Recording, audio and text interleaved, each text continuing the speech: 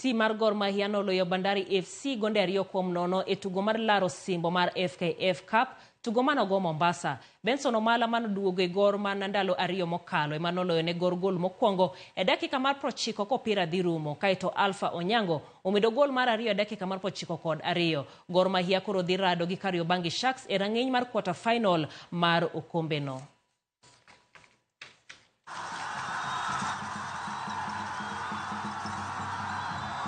Yule tu wanamtambua kidogo amba labda pengine alikuwa kazidi. Ukiangalia ishara pale mabeki wa Bandari ndikana kwamba nasema kwamba Austin kinafunguka cha pili ndani ya Mbaraki. Alpha Onyango anapewa maua yake. Sidhani kama Bandari wataweza kurudi mchezoni. Angalia bao lilivyoweza kupachikwa hapa. Alikwenda kule pembeni, mpira ule wa crossi. Bila shaka hili ni bao. Look, we have two plans. Yes, first half, second half. We have plans for first half, for second half, because I knew it before the game.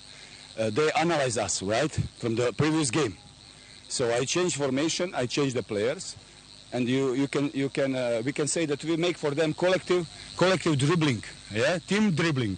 In terms of game management tumekuwa poor sana dakika za mwisho, because unajua after ku concede you can concede easily again, na hizo vitu tukwa tumwambia.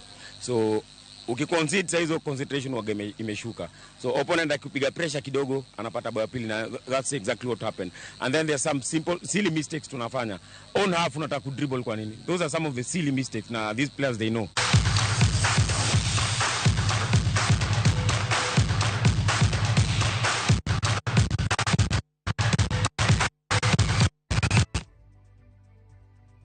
Atieko